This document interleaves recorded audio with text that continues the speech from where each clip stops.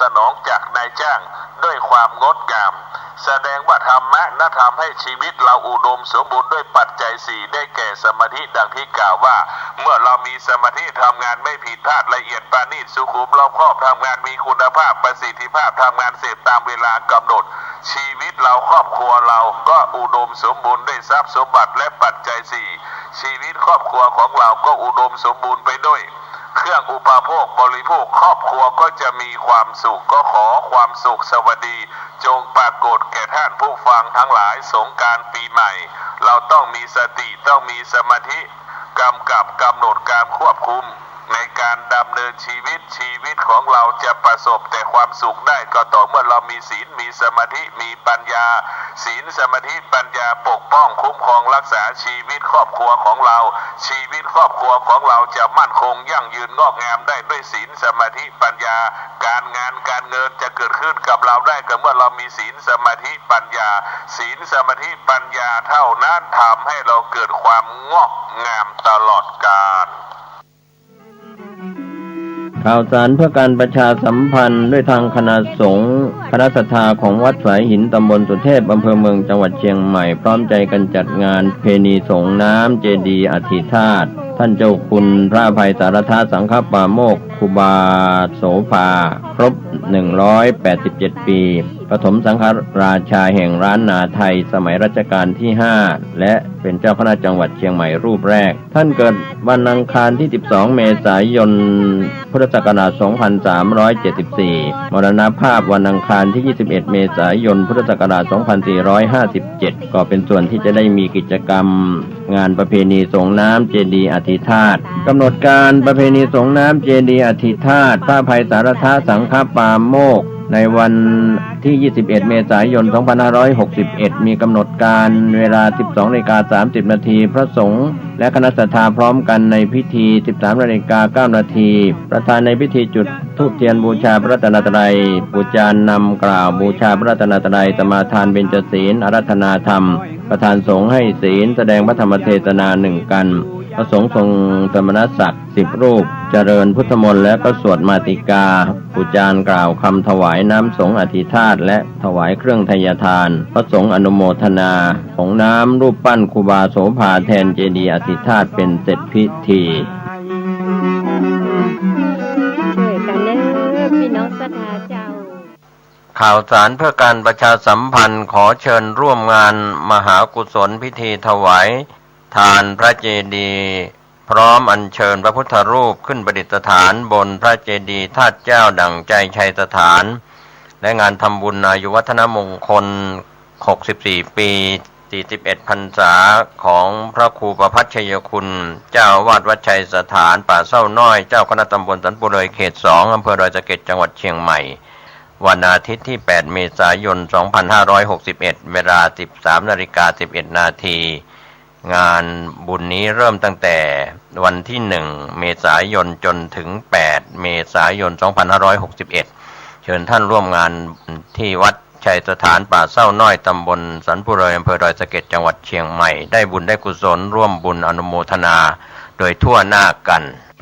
ขอเชิญผู้มีจิตศรัทธาร่วมงานบวงสรวงพุทธาภิเษกปฐมสมโภชพระชยมงคลหลังช้างนเรศวรณวัดพระธาตุอู่แก้วจามเทวีตำบลฮอดอำเภอฮอดจังหวัดเชียงใหม่ในวันที่ 6-8 เมษายนนี้ 6 เมษายนเวลา 9 นาฬิกาถวายขันดอกเสาหลักเมืองฮอดเมืองพิสดารนครเวลา 19 นาฬิกาทำพิธีบวงสรวงเสาหลักเมืองน้อมรำลึกคุณบูรพกษัตริย์และสวดมนต์7 เมษายนเวลา 20 นาฬิกานิมนต์พระสงฆ์เจริญพุทธมนต์เวลา 21 นาฬิกาพระสงฆ์แสดงธรรมเทศนาและปฐมสมโภชพุทธาภิเษกพระชยมงคลหลังช้างนเรศวรตอนกลางคืนมีการกวนข้าวมัทุป่ายาวันที่ 8 เมษายนเวลา 6 นาฬิกาศรัทธาญาติธรรมร่วมทำบุญตักบาตรเวลา 9 นาฬิกานิมนต์พระสงฆ์เจริญพระพุทธมนต์และทำพิธีบรรจุวัตถุมงคลในองค์พระชยมงคลหลังช้างนเรศวรเวลา 14 นาฬิกาทอดผ้าป่าสามัคคีและเวลา 19 นาฬิกาทำพิธีบวงสรวงพระชยมงคลหลังช้างนเรศวรและสวดมนต์ทางวัดจึงขอเจริญพรญาติธรรมผู้มีจิตศรัทธาร่วมกันประกอบพิธีดังกล่าว และขอเชิญร่วมกันเป็นเจ้าภาพจัดเลี้ยงโรงทานแก่สาธุชนที่มาร่วมบุญในวันที่ 8 เมษายน 2561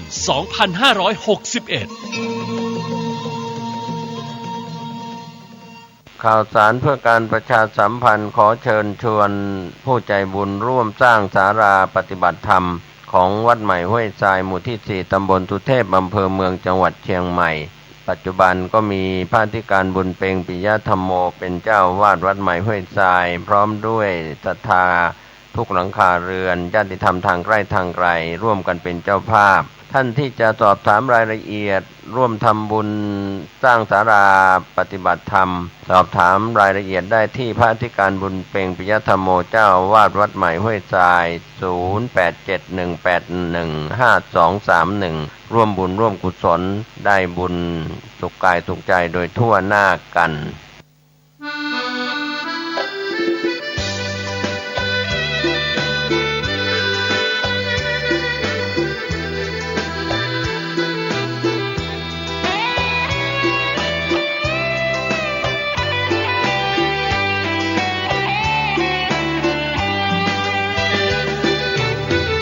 สติไม่มาปัญญาไม่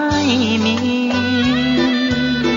ถ้อยคำนี้ควรฟังไว้เถิดหากสติมาแล้วปัญญาเกิดตัณหาตะเลิดกิเลสสลายสติไม่มาปัญญาไม่มีจดจำคำนี้วลีง่ายปล่อยใจกระเจิงระเริงละลายเผลอใจลืมกายไร้ความควบคุมโทสะโทโสโมโหโมหังกำหนดไว้นะสติคอยคุมกำหนดใจและกายมิใช่เดาสุ่มสติคอยคุมรู้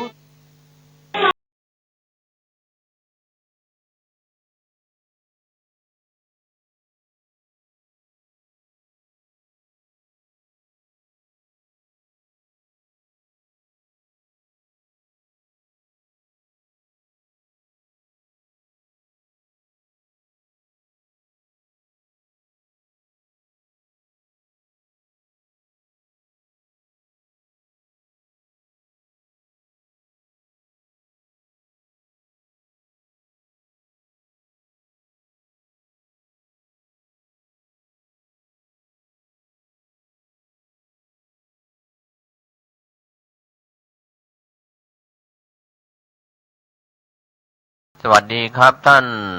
ผู้ชมและท่านผู้ฟังที่เคารพข่าวชาวบ้านเสียงธรรมเสียงข่าววันนี้ผมกาเศรษฐ์เพชรสำริดบรรณาธิการข่าวก้าวหน้านิวทีมข่าวทีมงานนะครับก็วันนี้เป็นวัน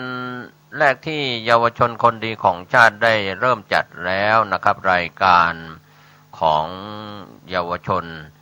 จากสถานีวิทยุพระพุทธศาสนาเพื่อการศึกษาและวัฒนธรรม FM 104.50 เมกะเฮิรตซ์นะครับวันเสาร์และวันอาทิตย์ช่วง 8 นาฬิกาถึง 9 นาฬิกานะครับเป็นประจำวันเสาร์และวันอาทิตย์นะครับพี่น้องท่านผู้ฟังก็คงจะได้รับรู้รับทราบ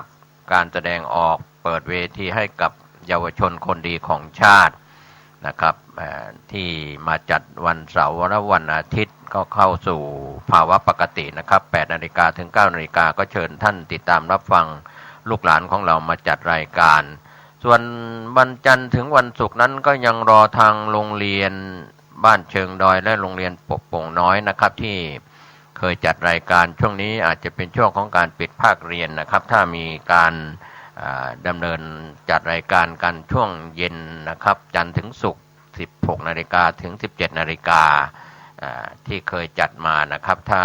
ผังรายการนี้กลับมาก็รอความพร้อมของสถานศึกษาเปิดเวทีให้กับโรงเรียนบ้านเชิงดอยโรงเรียนบ้านโป่งน้อยนะครับตำบลสุเทพอำเภอเมืองเชียงใหม่ที่เคยจัดรายการกันนอกจากนั้นอาจจะมีสถานศึกษาอื่นๆที่มีจิตอาสาส่งลูกหลานของเราเข้ามาเราเปิดเวทีให้กับเยาวชนคนดีของชาตินะครับลูกหลานของเรา ในการที่จะได้จัดรายการสดๆกันหรือจะส่งเทปมาก็แล้วแต่นะครับ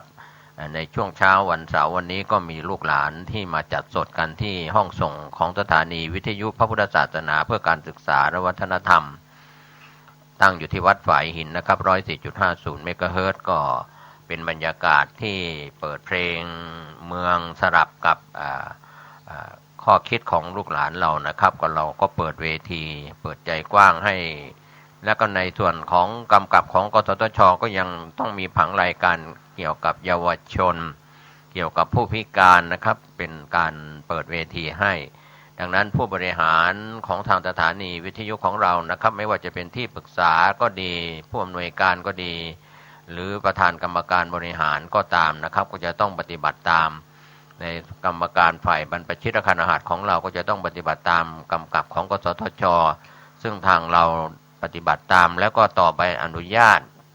ในการกระจายเสียงของคลื่น FM 104.50 เมกะเฮิรตซ์ไปถึง26 พฤษภาคม 2562 แล้วด้วยความขอบคุณผู้เกี่ยวข้องโดยเฉพาะญาติธรรมที่อุปถัมภ์สถานีของเรานะครับออกอากาศออนแอร์กันในรอบ24 ชั่วโมงไม่ได้พักนะครับไม่ได้พักเครื่องส่งไม่มีผังรายการของเราก็จะมีทั้งสดและก็เทป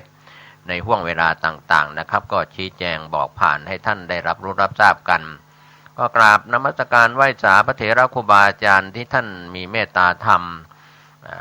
ในการเป็นพระวิทยากรจัดรายการทั้งสดหรือเทปก็ตามนะครับท่านเมตตาธรรมบรรยายธรรมปาฐกถาธรรมในรอบต่างๆในผังรายการนะครับนอกจากนั้นพ่อน้อยพ่อหนานครูบาอาจารย์นักวิชาการฝ่ายตำรวจฝ่ายทนายฝ่ายองค์กรปกครองส่วนท้องถิ่นนะครับเราก็เปิดเวทีกว้างสถานศึกษาหรือองค์กรปกครองส่วนท้องถิ่นชุมชนต่างๆนะครับถ้ามีความประสงค์ที่จะจัดรายการนะครับเราเป็นบริการสาธารณะก็แจ้งความจำนงมาได้ที่ทางสถานีนะครับหรือมาพบปะผู้อำนวยการสถานีอาจารย์พระครูสมุวิทยวัฒน์วรกิจโจผู้อำนวยการสถานีก็จะได้พิจารณาผังรายการช่วงเวลาต่างๆก็ผังรายการของปีใหม่ก็ส่งไปแล้วแต่ว่าอาจจะปรับได้ในการปฏิบัติการนะครับซึ่งในการพิจารณาในเรื่องของผังรายการรอบ24ชั่วโมงนั้นก็ 70-80% จะเป็นธรรมสาระนะครับท่านผู้ฟัง10 กว่าเปอร์เซ็นต์ก็เป็นข่าวสารบริการข่าวทางโลกแม้แต่เสียงเพลงเราก็มีน้อยนะครับเสียงเพลงทางโลกเสียงเพลงทางธรรมะที่เป็นส่วนใหญ่ก็แล้วแต่บุคลากรที่มาจัดถ้าเป็นฆราวาสเราก็อนุโลมให้นะครับเสียงเพลงฝ่ายบ้านเมืองเถิดเทิงบันเทิงต่างๆแต่ว่าส่วนใหญ่เราก็จะใช้เสียงเพลงที่เป็นแง่คิดหลักธรรมคำสอนในทางพระพุทธศาสนากันก็บอกกล่าวให้ท่านได้รับรู้รับทราบกันนะครับเราจะต้องส่งเสริมในปัจจุบันแม้แต่ลูกหลานของเรานะครับที่ได้เข้าสู่ร่มเงากาสาวพัสบรรพชาเป็นสามเณรอุปสมบทเป็นพระภิกษุในห่วงระยะเวลาสั้นๆปิดภาคเรียนนะครับเราก็ถือว่าพ่อแม่ผู้ปกครองญาติมิตรทั้งหลายได้เป็นญาติในทางพระศาสนาตอนนี้ในช่วงระยะไม่กี่ปีที่ผ่านมาลูกหลานของเราปิดภาคเรียนใหญ่ก็ยังต้องไปเรียนพิเศษบ้างไปเข้าค่ายบ้างอย่างนั้นก็ทำให้ลูกหลานของเราที่เป็นชายจะบรรพชาสามเณรภาคฤดูร้อนก็อาจจะมีปริมาณลดน้อยลงไปอย่างนั้นการส่งเสริมจากพ่อแม่ผู้ปกครองญาติมิตรลุงป้าน้าอาพ่ออุ้ยแม่อุ้ยลูกหลานของเราเท่านั้นที่จะสืบอายุพระพุทธศาสนาจากรุ่นสู่รุ่นนะครับพวกเรามีอายุปูนนี้แล้วก็เดี๋ยวก็ล้มหายตายจากละทิ้งสังขารกันไม่ว่าจะเป็นบรรพชิตหรือคฤหัสถ์ก็ตามก็ขอให้เราได้ทำความดีกันวันนี้แก้ไขเหตุการณ์ต่างๆที่เป็นอดีตแก้ไขไม่ได้อนาคตยังมาไม่ถึงจะแก้ไขอะไรดีๆต้องแก้ในปัจจุบันในขณะนี้เดี๋ยวนี้ในวันนี้เดือนนี้ปีนี้นะครับเราไม่ต้องไปรอถึงอนาคตเรื่องราวต่างๆที่บางครั้งเราก็อาจจะเพ่งเล็งหรือมองอนาคตมากเกินไป ก็บางคนก็มีเจตนาดีนะห่วงใยทั้งฝ่ายบรรพชิตและคฤหัสถ์เรานะห่วงใยพระพุทธศาสนาก็เมื่อพุทธบริษัทปัจจุบันพระภิกษุสามเณรอุบาสกอุบาสิกาเราไม่ศึกษาไม่ปฏิบัติตามพระวินัยนี่แหละเป็นเรื่องที่น่าเป็นห่วงที่ว่าจะเสื่อมห่วงที่จะอันตรธานเราไม่ต้องไปห่วงคนนอกศาสนานะครับที่โจมตีกล่าวร้ายป้ายสีไปมาซึ่งกันและกันไม่ต้องไปสนใจนะครับเราดูแลบ้านของเราให้ดีเหมือนพระสังฆาธิการระดับท่านเจ้าอาวาสนะดูแลพระภิกษุสามเณรเด็กวัดที่อาศัยอยู่ภายในวัด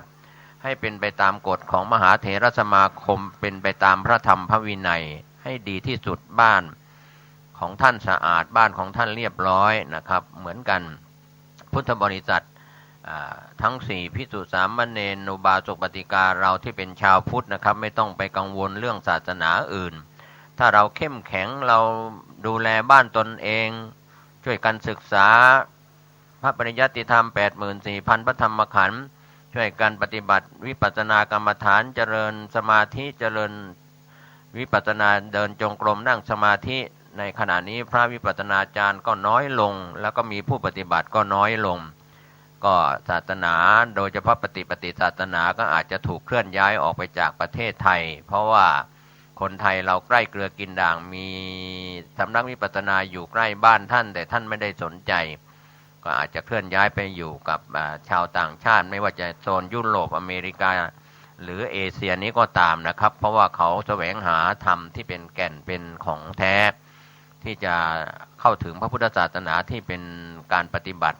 เรียกว่ากินยาก่อนเรียนสลากยาจะดีกว่านะครับวันนี้ก็ฝากไว้ในเรื่องของธรรมะก่อนข่าววันนี้ก็เป็นวันเสาร์ที่7เมษายนพุทธศักราช2561นะครับสำหรับผู้ดำเนินรายการจะไม่วิพากษ์วิจารณ์หรือพูดถึงเรื่องของประเพณีปีใหม่ไทยปีใหม่เมืองนะครับก็ว่ากันไปตามสุริยคติ365วันส่วนท่านใดจะถือจันทรคติหรือจะอย่างไรก็ตามกันก็ว่ากันไปตามเนื้อผ้านะครับขอเราทำความดีกันวันนี้ดีกว่าทำความชั่ววันนี้ก็เป็นเลิกไม่ดียามไม่ดีถ้าเราทำความดีวันนี้ยามนี้ก็จะเป็นเลิกดียามดีวันนี้นะครับเราอย่าได้กังวลกันในเรื่องของประเพณีวัฒนธรรมท้องถิ่นที่เราได้จัดกันมาหรือจัดกันแล้วก็ตามก็เป็นเรื่องธรรมดานะครับท่านผู้ฟังที่เราได้รับรู้รับทราบกันถึงข่าวสารที่เกิดขึ้นก็ใช้วิจารณญาณนะครับฝากถึงพ่อน้อยพ่อหนานบางเรื่องบางอย่างก็ต้องฟังพระเถระครูบาอาจารย์เป็นผู้นำนะครับเป็นพระสงฆ์เป็นผู้ทรงศีลทั้งพระภิกษุสามเณรเราพ่อน้อยพ่อหนานหรืออุบาสกอุบาสิกาเราก็ต้องเป็นผู้เดินตามเข้าถึงพระพุทธเจ้าคือเข้าถึงพระธรรมเข้าถึงพระสงฆ์เป็นที่พึ่งที่ระลึกนะครับอย่าได้ไปก้าวร่วงเพราะว่าบางครั้งผู้ทรงศีลนั้นก็เหมือนกับสิ่งที่ด้วยเราไม่ควรมองข้ามในการประมาทในบุคคลพระราชายังทรงพระเยาว์พระภิกษุหนุ่มสามเณรน้อยก็เช่นเดียวกันท่านทรงศีลทรงธรรมเราฆราวาสผู้ครองเรือน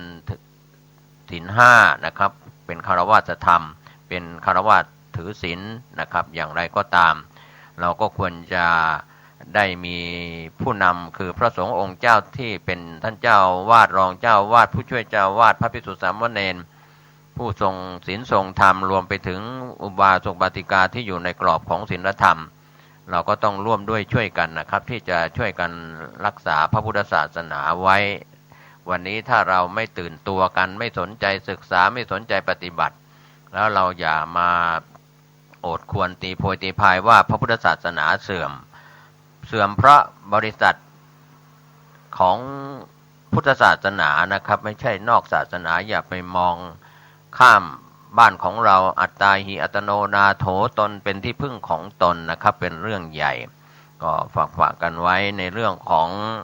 ศีลธรรมไม่กลับมาโลกาจะพินาศตามคำสอนของหลวงพ่อพุทธทาสท่านพูดไว้นาน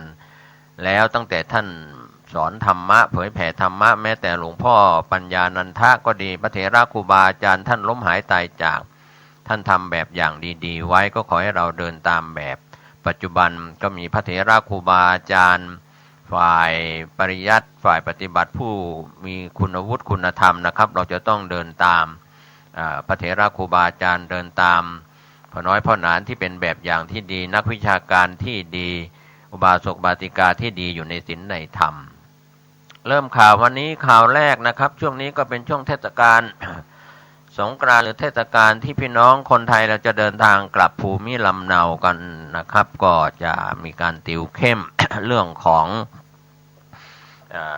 การเดินทางขึ้นเหนือร่องใต้นะครับก่อนเข้าข่าว ขอแทรกข่าวประชาสัมพันธ์ที่ยังคงค้างอยู่ในมือนะครับก็อย่าลืมนะครับวันที่ 21 เมษายน 2561 เวลา 13 นาฬิกาคณะสงฆ์คณะศรัทธาของวัดฝายหินตำบลสุเทพอำเภอเมืองจังหวัดเชียงใหม่จัดงานวันกตัญญูรำลึกนึกถึงครูบาเจ้าโสภาผ้าอภัยสารทาสังฆปาโมกเป็นอดีตเจ้าวาดวัดฝายหินเป็นเจ้าคณะจังหวัดเชียงใหม่รูปแรกนะครับท่านอยู่ณวันนี้ปีนี้นะครับก็187 ปีนะครับชาติการของท่านเราที่เกิดอยู่ในภายหลังจะเป็นพระภิกษุสามเณรศรัทธาของวัดฝายหินทุกหลังคาเรือนญาติธรรมทางใกล้ทางไกลแล้วก็จัดงานกันเป็นประจำทุกปีวันที่ 21 เมษายนปีนี้ก็เช่นเดียวกัน 13 นาฬิกาเป็นต้นไปเชิญท่านร่วมงานส่งน้ำอธิธาตุครูบาเจ้าโสภาผ้าอภัยสารทะที่วัดฝายหินตำบลสุเทพอำเภอเมืองจังหวัดเชียงใหม่โดยพร้อมเพรียงกันนอกจากนั้นในส่วนของวัดดอนจันทร์ท่านเจ้าคุณประชานาถมุนีฝากข่าวประชาสัมพันธ์ก็เป็นกิจกรรมประจำปีในเทศกาลสงกรานต์ปีนี้ก็ตรงกับวันศุกร์ที่ 13 เมษายนเวลา 19 นาฬิกาเป็นต้นไปก็จะจัดพิธีทำบุญเสริมชะตาสะเดาะเคราะห์ตามความเชื่อของชาวร้านนาลูกหลานกลับบ้านนะครับมารดน้ำดำหัวพระสงฆ์องค์เจ้ารดน้ำดำหัวพ่อแม่พ่ออุ้ยแม่อุ้ยแล้วก็ได้มีโอกาสมาทำบุญที่วัดนะครับทางวัดดอนจันทร์เราก็ต้อนรับลูกหลานวันเดียว 13 เมษายนในการทำพิธีเสริมชะตาสะเดาะเคราะห์ 19 นาฬิกา 19 นาทีเป็นต้นไปก็เชิญท่านร่วมงานนี้ที่วัดดอนจันทร์ตำบลทัตตารามอำเภอเมืองจังหวัดเชียงใหม่นะครับส่วนข่าวอื่นๆที่เกี่ยวข้องที่เราได้รับฝากมางานไหว้สาสักการะครบรอบ722 ปีการสร้างเมืองเชียงใหม่ 11 เมษายนเริ่มงานนะครับ 8 นาฬิกาเป็นต้นไปมีพิธีขึ้นเท้าทั้ง 4แล้วก็ช่วงหลังจากพิธีขึ้นเท้าทั้ง 4แล้วก็จะมีกิจกรรมตลอดทั้งวัน 9 นาฬิกาจนถึง 17 นาฬิกาก็เปิดโอกาสให้พี่น้องประชาชนและนักท่องเที่ยวที่เดินทางมายังจังหวัดเชียงใหม่ในงานสักการะครบรอบ722 ปีพญามังรายมหาราชนะครับก็จะมีพิธีกันตั้งแต่ 11 และ 12 เมษายนโดยเฉพาะ 11 เมษายนนั้นก็หลังจากพิธีขึ้นเท้าทั้ง 4แล้วก็จะมีการต้อนรับเปิดงานโดยนายธานินทร์ สุภาแสนอดีตผู้ว่าราชการจังหวัดเชียงใหม่อดีตผู้ว่าราชการจังหวัดลำปาง 18 นาฬิกาช่วงเย็นของวันที่ 11 เมษายนก็มีการเลี้ยงอาหารแบบขันโตกนะครับเป็นแบบร้านนา12 เมษายนช่วงเช้า 7 นาฬิกา 30 นาทีก็มีขบวนแห่จากพระอนุสาวรีย์พระบรมราชานุสาวรีย์สามกษัตริย์ไปถึงขวงหอพญามังรายมหาราชในบริเวณใกล้เคียงกันนะครับก็จะมีพิธีบวงสรวงพญามังรายมหาราชนะครับในส่วนนั้นเสร็จแล้วก็จะมีพิธีสงฆ์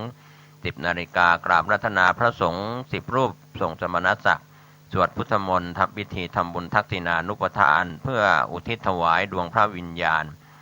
พญามังรายมหาราชและก็พระสหายพ่อขุนรามคำแหงมหาราชและก็พ่อขุนงำเมืองซึ่งเป็นสหายสร้างเมืองเชียงใหม่ในโอกาสครบรอบ722 ปีในปีนี้เสร็จแล้วพระสงฆ์ที่ฉันภัตตาหารเพลเสร็จแล้วก็อนุโมทนาเชิญแขกเหลือที่ร่วมงานรับประทานอาหารและเปิดโอกาสให้ประชาชนได้สักการะของวันที่ 12 ตลอดทั้งวันนะครับที่หอพญามังรายมหาราชนะครับก็เป็นข่าวสารเพื่อการประชาสัมพันธ์บอกข่าวกัน นอกจากนั้นก็ได้รับข่าวจากวัดชัยสถานป่าเศร้าน้อยตำบลสันปุเลยอำเภอดอยสะเก็ดจังหวัดเชียงใหม่โดยการจัดงานของวัดชัยสถานป่าเศร้าน้อยปัจจุบันก็มีอาจารย์พระครูประภัสชัยคุณเป็นเจ้าอาวาสวัดชัยสถานป่าเศร้าน้อยเป็นเจ้าคณะตำบลสันปุเลยเขต2อำเภอดอยสะเก็ดเชียงใหม่ก็มีกำหนดการจัดงานทำบุญเชิญร่วมงานมหากุศลอันยิ่งใหญ่พิธีถวายตาลพระเจดีย์พร้อมอัญเชิญพระพุทธรูปขึ้นประดิษฐานที่4จตุมุขของพระธาตุเจดีย์และพร้อมกันนั้นช่วงท้ายก็มีการทำบุญอายุวัฒนมงคลครบ64ปีพรรษา40ของพระครูประภัสชัยคุณในวันอาทิตย์ที่8เมษายน2561นี้นะครับที่วัดชัยสถานป่าเศร้าน้อยตำบลสันปุเลยอำเภอดอยสะเก็ดจังหวัดเชียงใหม่งานนี้ก็ได้รับเมตตาจากพระเดชพระคุณพระพรหมมงคลหลวงปู่ทองสิริมังคโรจากวัดพระธาตุสีจอมทองมาเป็นประธานสงฆ์พร้อมกับอาราธนาพระเถระครูบาอาจารย์100กว่ารูปรับไทยธรรมไทยทานในงานนี้ในวันที่8วันอาทิตย์ที่8เมษายนนะครับก็เป็นส่วนหนึ่งของข่าวสารบอกกล่าวประชาสัมพันธ์ให้ท่านได้รับรู้รับทราบกันนะครับช่วงนี้ก็เป็นช่วงวันที่7อย่างก็ถึงกำหนดงานก็คือวันอาทิตย์ในวันพรุ่งนี้นะครับที่วัดชัยสถานป่าเศร้าน้อยตำบลสันปุเลยอำเภอดอยสะเก็ดจังหวัดเชียงใหม่ก็ญาติธรรมทางใกล้ทางไกลร่วมงานบุญนี้โดยพร้อมเพรียงกันข่าวแรกวันนี้สำนักงานขนส่งจังหวัดเชียงรายเตรียมรถเสริมช่วงเทศกาลสงกรานต์หรือว่าปีใหม่เมืองล้านนาแล้วที่เชียงรายนายสัตวันมโนเครื่องขนส่งจังหวัดเชียงรายกล่าวกับทีมข่าวของเชียงรายวันนี้ว่ารัฐบาลประกาศเพิ่มวันหยุดราชการในช่วงเทศกาลสงกรานต์ปี 2561 เป็นเวลา 5 วัน 12 ถึง 16 เมษายน 2561 ก็คาดว่าจะมีประชาชนเดินทางกลับภูมิลำเนาในจังหวัดต่างๆทั่วทุกจังหวัดทุกภูมิภาคตั้งแต่วันที่ 10 เมษายนและเดินทางกลับในช่วงวันที่ 15-16 เมษายนก็ทางจังหวัดเชียงรายนั้นก็เป็นหนึ่งในจังหวัดเป้าหมายที่มีนักท่องเที่ยวทั้งคนไทยและชาวต่างชาติเดินทางมาท่องเที่ยวที่เชียงรายก็เตรียมความพร้อมในการต้อนรับดูแลอำนวยความสะดวกโดยเฉพาะรถโดยสารสาธารณะที่สำนักงานขนส่งจังหวัดเชียงรายทั้งขาไปและขากลับนะครับส่วนจังหวัดลำพูนงานแต่งสีอวดลายผ้าฝ้ายดอนหลวงตำบลแม่แรงอำเภอป่าซางจังหวัดลำพูนเริ่มขึ้นแล้วเป็นบรรยากาศช่วงค่ำเมื่อวานนี้6 เมษายนที่บริเวณหน้าวัดดอนหลวงตำบลแม่แรงอำเภอป่าซางจังหวัดลำพูนนายอันสิทธิสัมพันธรัตน์ผู้ว่าราชการจังหวัดลำพูนพร้อมด้วยนายกเหล่ากาชาติจังหวัดลำพูนหัวหน้าส่วนราชการผู้บริหารองค์กรปกครองส่วนท้องถิ่นเปิดงานแต่งสีอวดลายผ้าฝ้ายดอนหลวงครั้งที่16จัดขึ้นระหว่างวันที่6 ถึง 10 เมษายนนี้โดยมีนายทวีณลำพูนนายกเทศมนตรีตำบลแม่แรงอำเภอป่าซางลำพูนกล่าวตอนหนึ่งว่างานแต่งสีอวดลายผ้าฝ้ายดอนหลวงนี้เป็นงานประจำปีของตำบลแม่แรงอำเภอป่าซางจัดเป็นประจำทุกปีอย่างต่อเนื่องส่งเสริมประชาสัมพันธ์สินค้าพื้นบ้านพื้นเมืองโดยเฉพาะผ้าฝ้ายให้เป็นที่รู้จักของพี่น้องประชาชนชาวลำพูนและนักท่องเที่ยวทั้งคนไทยและชาวต่างชาติที่เดินทางมาที่บ้านดอนหลวงซึ่งเป็นหมู่บ้านที่มีวัฒนธรรมพื้นบ้านหลากหลายและก็น่าภาคภูมิใจนะครับก็งานนี้ก็มีชาวบ้านคอยให้คำแนะนำจำหน่ายอาหารพื้นเมืองรูปแบบกาดมั่วลานขันโตกชมการแสดงพื้นเมืองของชาวบ้านและนักเรียนตำบลแม่แรงก็มีการจำหน่ายผ้าฝ้ายผ้าทอมือสินค้าโอท็อปที่ขึ้นชื่อของอำเภอป่าซางจังหวัดลำพูนนะครับเชิญท่านร่วมงานจนถึงวันที่10 เมษายนนี้มณฑลทหารบกที่38จังหวัดน่านจัดพิธีสักการะบวงสรวงวางพานพุ่มเนื่องในวันพระเจ้าน่านก็เป็นบรรยากาศ ที่บริเวณหน้าค่ายสุริยพงษ์อำเภอเมืองน่านจังหวัดน่านพลตรีทวัฒน์ศรีสว่างผู้บัญชาการมณฑลทหารบกที่38พร้อมด้วยนางสุภัตตาศรีสว่างประธานชมรมแม่บ้านทหารบกจังหวัดน่านนำกำลังพลทำพิธีบวงสรวงพระเจ้าสุริยพงษ์ผลิตเดชเจ้าผู้ครองนครน่านองค์ที่63ก็มีพันเอกดุสิตปุรเสารองผู้บัญชาการมณฑลทหารบกที่38เป็นประธานพิธีทำบุญตักบาตรแล้วก็วางพานพุ่มดอกไม้สดถวายราชสักการะพระอนุสาวรีย์พระเจ้าสุริยพงษ์ผลิตเดชเจ้าผู้ครองนครน่านองค์ที่63ในโอกาสครบรอบ100ปีเมื่อวันที่5เมษายน2561นะครับครบรอบ100ปีข่าวจากจังหวัดแม่ฮ่องสอนเตือนภัย10ข้อก่อนเที่ยวสงกรานต์นะครับนายพิชยะจันทรานุวัฒน์ประธานคณะทำงานส่งเสริมความปลอดภัยด้านไฟไหม้สภาวิศวกรฝากเตือนประชาชนเกี่ยวกับมาตรฐานความปลอดภัยพื้นฐานภายในบ้านระบบไฟและสายไฟอุปกรณ์ไฟฟ้าต่างๆให้อยู่ในความไม่ประมาทก่อนออกไปเล่นน้ำสงกรานต์ก็มีข้อแนะนำข้อแรกติดตั้งอุปกรณ์เตือนควันไฟที่โถงหน้าห้องนอนในห้องนอนทุกห้องข้อที่2ทุกห้องนอนต้องมีทางหนีไฟสำรองเสมอเช่นหน้าต่างประตูระเบียงถ้ามีเหล็กดัดต้องเปิดได้อย่าได้ออกติดตายนะครับอันตรายข้อที่3ก่อนนอนหรือก่อนออกจากบ้านต้องปิดสวิตช์และดึงปลั๊กไฟฟ้าที่ไม่จำเป็นออกข้อที่4ปลั๊กไฟพ่วงต้องไม่เสียบซ้อนกันหลายชั้นต้องมีคุณภาพดีข้อที่5ก่อนนอนหรือก่อนออกจากบ้านปิดก๊าซหุงต้มที่หัวถังให้สนิทข้อที่6ก่อนนอนหรือก่อนออกจากบ้านต้องตรวจสอบธูปเทียนที่จุดไว้ต้องดับให้หมดสมาชิกในบ้านต้องทราบหมายเลขโทรศัพท์ฉุกเฉินสถานีดับเพลิงที่อยู่ใกล้เคียงใกล้บ้านหมายเลขแจ้งเหตุเพลิงไหม้199นะครับเลข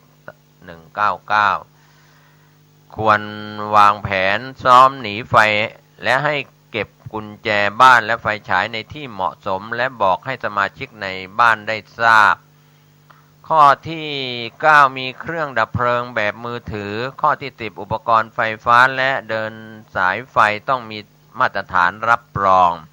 ดังนั้นช่วงเทศกาลเดินทางกลับภูมิลำเนาหรือไปท่องเที่ยวก็ขอให้พี่น้องประชาชนท่านผู้ชมและท่านผู้ฟังทุกคนต้องช่วยกันฝากเตือนซึ่งกันและกันและป้องกันความสูญเสียที่อาจจะเกิดขึ้น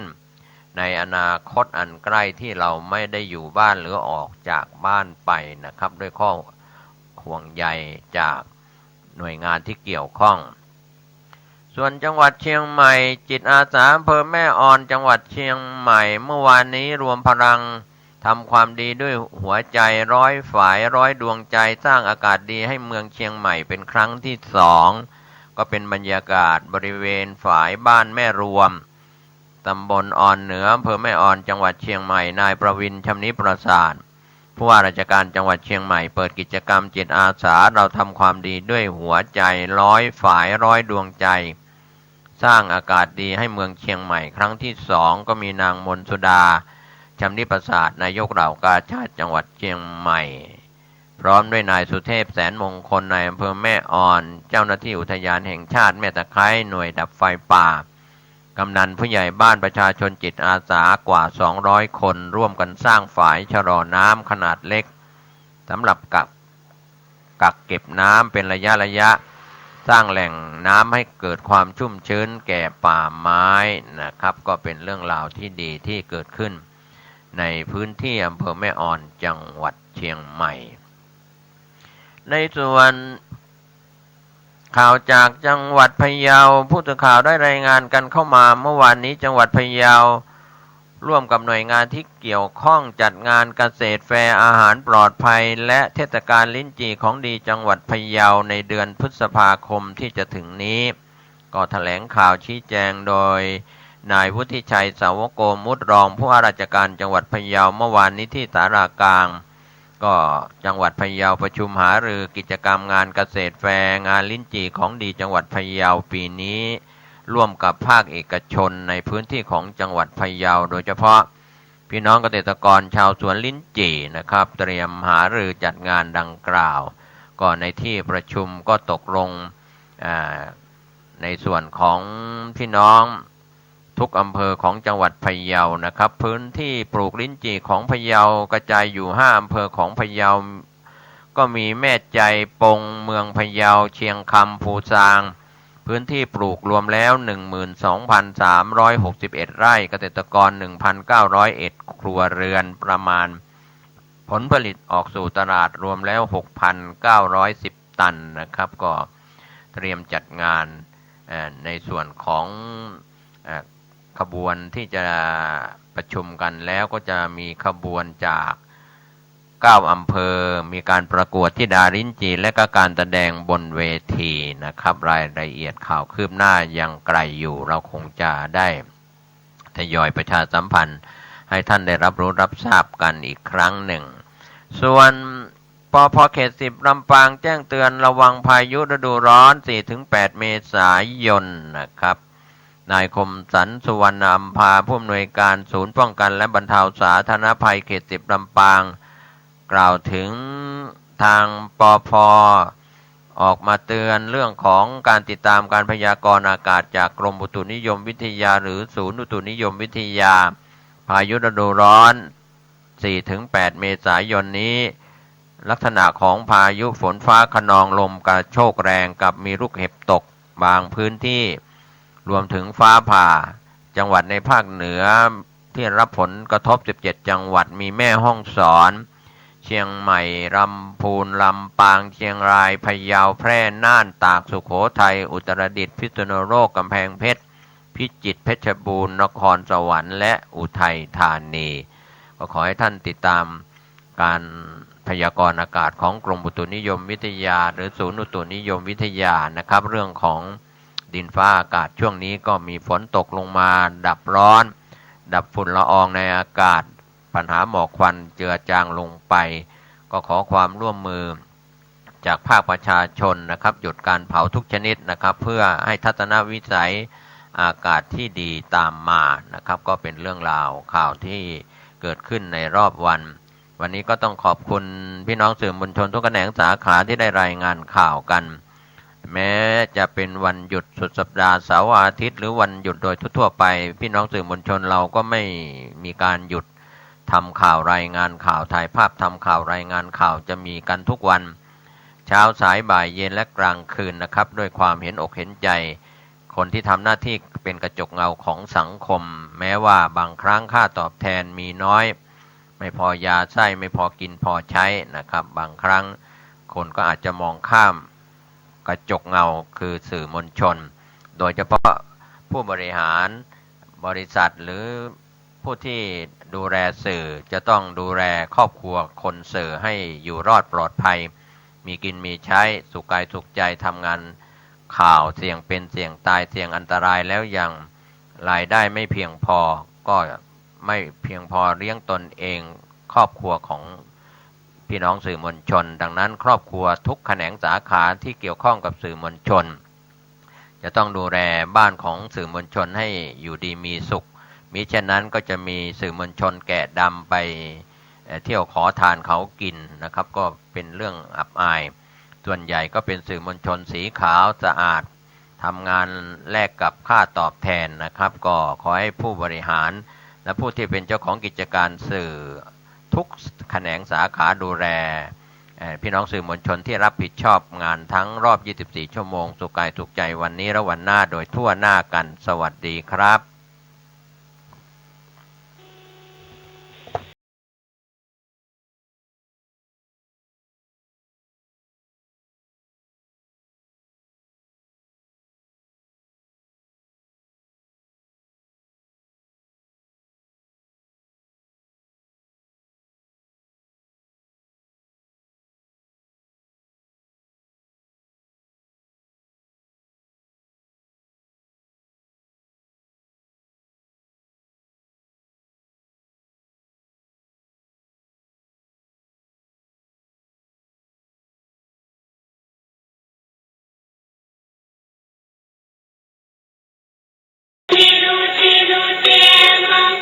สวัสดีครับท่าน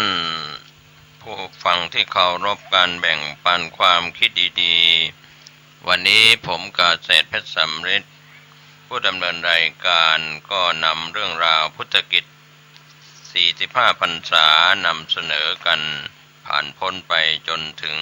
การอยู่จำพรรษาของพระพุทธเจ้าระหว่างพรรษาที่21ถึง45ก็นำเล่ากันไปให้ท่านได้รู้ได้ทราบกันถือว่าการศึกษาเรื่องราวในสมัยพุทธกาล 2,500 กว่าปีมาแล้วนะครับก็ในส่วนที่นำเล่ามาถึงคราวครั้งที่ผ่านมาพระผู้มีพระภาคเจ้าประทับอยู่ที่กรุงราชคฤห์ตามความพอพระทัยแล้วก็เสด็จไปยังกรุงเวสาลี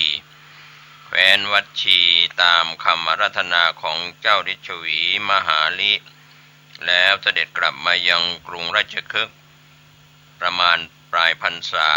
ที่2ต้นพรรษาที่3การก่อสร้างวิหารก็สำเร็จเรียบร้อยขนานนามว่าเชตวันวิหารเพื่อเป็นเกียรติแก่เจ้าเชษฐ์ผู้เป็นเจ้าของที่เดิม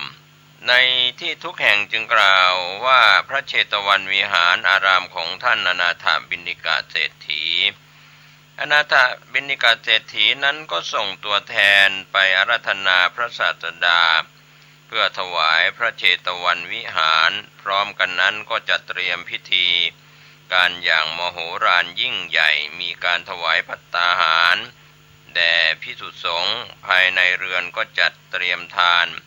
และทายธรรมจำนวนมากถวายเป็นประจำทุกวันเมื่อพระศาสดาเสด็จมาถึงอนาถบิณฑิกาเศรษฐีกราบทูลอาราธนาพระพุทธองค์ให้เข้าไปในวิหารเมื่อพระพุทธองค์ประทับนั่งยังพระอาสน์แล้วอนาถบิณฑิกาก็ทูลถามว่าจะให้ข้าพระองค์ปฏิบัติต่อพระวิหารนี้เช่นไรพระศาสดาก็ตรัสว่าดูก่อนคฤหบดีท่านจงถวายแก่ภิกษุสงฆ์ผู้ที่มาจากทิศทั้งสี่ทั้งที่มาแล้วและก็ยังไม่ได้มาอนาถบิณฑิกาจึงนำน้ำเต้าทองคำมาหลั่งน้ำลงที่พระหัตถ์ของพระศาสดากล่าวคำอุทิศว่าข้าพระองค์ขอถวายเชตวันวิหารนี้แด่พระพุทธองค์และพระสงฆ์ที่มาจากทิศทั้งสี่ที่มาแล้วและที่ยังไม่ได้มาตั้งแต่บัดนี้เป็นต้นไปพระผู้มีพระภาคเจ้าทรงรับกระทำอนุโมทนาแล้วก็ตรัสอานิสงส์ของการถวายวิหารว่าเสนาสนะย่อมป้องกันความร้อนหนาวลมและก็แดดย่อมบรรเทาไปนะครับนอกจากนั้นก็ยังป้องกันสัตว์ร้ายน้ำค้างและก็ฝนการถวายวิหารเพื่อเป็นที่พำนักของสงฆ์เพื่อเป็นที่เร้นอยู่เพื่อเพ่งพิจารณาเพื่อเห็นแจ้งพระพุทธเจ้าทั้งหลายสรรเสริญว่าเป็นทานอันเลิศบัณฑิตเมื่อเห็นประโยชน์ตนพึงสร้างวิหารอันรื่นรมให้ภิกษุผู้เป็นพหูสูตรพำนักเถิดพึงถวายข้าวน้ำผ้าและกีฬานเพศัตแก่ท่านเหล่านั้นเมื่อท่านรู้แจ้งธรรมอันใดแล้วท่านย่อมแสดงธรรมนั้นมหาชนจะเป็นผู้ไม่มีอาสวะเข้าถึงพระนิพพานเสร็จแล้วทำการฉลองเชตวันวิหารนานถึง9 เดือนสิ้นทรัพย์ในการฉลอง18 โกฏท่านอนาถบิณฑิกาเศรษฐีบริจาคทรัพย์ทั้งสิ้น54 โกฏเพื่อพระศาสนาพระศาสดาประทับอยู่ณพระเชตวันวิหารในกรุงสาวัตถีระยะหนึ่งแล้วจึงเสด็จกลับกรุงราชคฤห์วันที่พระศาสดาทรงรับพระเชตวันวิหารสุภูติผู้เป็นน้องชายคนสุดท้องของอนาถบิณฑิกาเศรษฐีได้ไปพร้อมกับพี่ชายฟังพระธรรมเทศนาแล้ว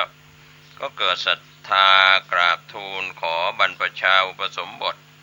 เรียนกรรมฐานแล้วไปบำเพ็ญวิปัสสนาในป่าเจริญวิปัสสนาอันมีเมตตาฌานเป็นบาท เบื้องต้นได้บรรลุพระอรหันต์ในเวลาแสดงธรรมท่านจะเจริญเมตตาโดยไม่เจาะจงเมื่อเที่ยวบิณฑบาตก็เข้าฌานแผ่เมตตาไปทุกๆเรือนออกจากฌานแล้วจึงรับภิกษาท่านคิดว่าวิธีนี้ทานของทายกจะมีผลมากมีอานิสงส์มากด้วยเหตุนี้พระผู้มีพระภาคเจ้าจึงตรัสสรรเสริญว่าพระสุภูติเลิศกว่าภิกษุสาวกผู้มีปกติอยู่ด้วยความไม่มีกิเลสผู้เป็นทักขิณัยยบุคคลหลังจากบรรลุพระอรหันต์แล้วท่านเที่ยวจาริกไปตามชนบทเพื่อบำเพ็ญประโยชน์แก่ชนหมู่มากก็ได้เดินทางไปถึงกรุงราชคฤห์พระเจ้าพิมพิสารทรงสดับการมาของพระเถระทรงนิมนต์ท่านให้พำนักในกรุงราชคฤห์มีพระดำริว่าจะสร้างที่อยู่ถวายเสด็จหลีกไปแล้วก็ลืมพระเถระเมื่อไม่มีเสนาสนะก็บำพักอยู่กลางแจ้งด้วยอานุภาพพระเถระฝนไม่ตกเลยชนทั้งหลายถูกภาวะฝนแล้งบีบคั้นคุกคามก็พากันไปร้องทุกข์ที่ประตูวังพระราชาทรงระลึกถึงพระเถระได้ว่าคงจะเป็นเพราะท่านอยู่กลางแจ้งฝนจึงไม่ตกจึงมีรับสั่งให้สร้างกุฏิมุงด้วยใบไม้นิมนต์พระเถระให้พำนักในกุฏินั้นพอพระเถระเข้าไปในกุฏินั่งขัดสมาธิบนอาสนะที่ปูราดด้วยหญ้าฝนก็โปรยลงมาพระสุภูติประสงค์จะบำบัดภัยอันเกิดแต่ฝนแล้งจึงกล่าวคาถาว่ากระท่อมของเรามุงแล้วสะดวกสบายปราศจากลมดูก่อนฝนจิตของเราตั้งมั่นแล้วหลุดพ้นแล้วเรามีความเพียรเป็นเครื่องเผากิเลสอยู่ดูก่อนฝนเชิญตกลงมาเถิดพระเถระหมายเอากระท่อมคืออัตภาพนี้ฝนคือกิเลสอันพระเถระได้ปิดกั้นแล้วด้วยปัญญาประกอบด้วยคุณธรรมอันมั่นคงเปล่งอุทานด้วยกำลังแห่งปีติความอิ่มใจการะซึ่งเป็นบุตรชายคนเดียวของอนาถบิณฑิกเศรษฐีเป็นผู้ที่ไม่มีศรัทธาในทางพระพุทธศาสนาบิดาจึงออกอุบายให้ไป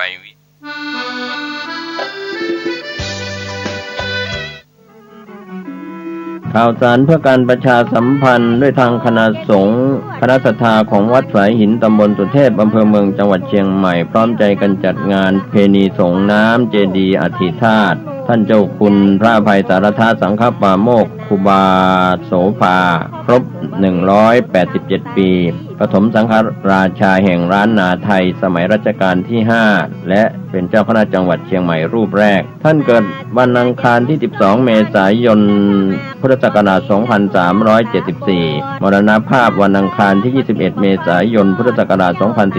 2457 ก็เป็นส่วนที่จะได้มีกิจกรรมงานประเพณีสงน้ำเจดีย์อธิธาตุกำหนดการประเพณีสงน้ำเจดีย์อธิธาตุพระอภัยสารทาสังฆปาโมกข์ในวันที่ 21 เมษายน 2561 มีกำหนดการเวลา 12:30 น.พระสงฆ์และคณะศรัทธาพร้อมกันในพิธี 13:09 น.ประธานในพิธีจุดธูปเทียนบูชาพระรัตนตรัยปูจารนำกล่าวบูชาพระรัตนตรัยสมาทานเบญจศีลอาราธนาธรรมประธานสงฆ์ให้ศีลแสดงพระธรรมเทศนา1 กันพระสงฆ์ทรงสมณศักดิ์10 รูปเจริญพุทธมนต์และก็สวดมาติกาปูจารกล่าวคำถวายน้ำสงฆ์อธิธาตุและถวายเครื่องทยทานพระสงฆ์อนุโมทนาของน้ำรูปปั้นครูบาโสภาแทนเจดีย์อธิธาตุเป็นเสร็จพิธีช่วยกันเด้อพี่น้องศรัทธาเจ้าข่าวสาร